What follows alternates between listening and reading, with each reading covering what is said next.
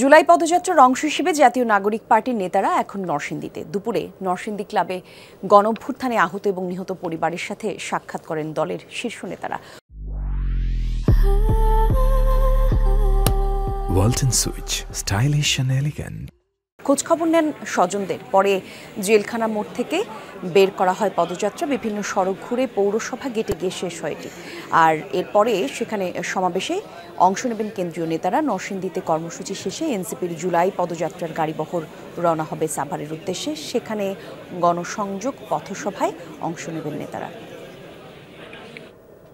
এ বিষয়ে আরও তথ্য জানবো সহকর্মী আয়ুব খান সরকারের কাছ থেকে। আয়ুব, পদযাত্রা শুরু হয়েছে কিনা আমাদেরকে জানাবেন, আর এনসিপির নেতারা কোথায় অবস্থান করছেন সেই তথ্য একটু জানাবেন।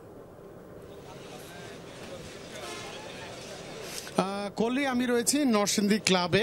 এখানে আসলে এখনো পদযাত্রা শুরু হয়নি।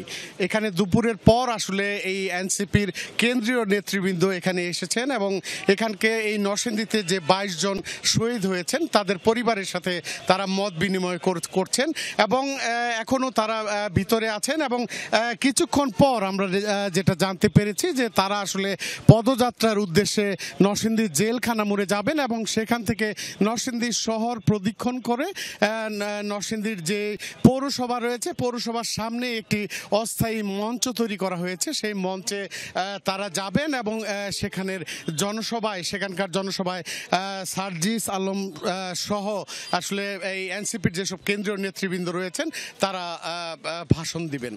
ধন্যবাদ আপনাকে আয়ুব।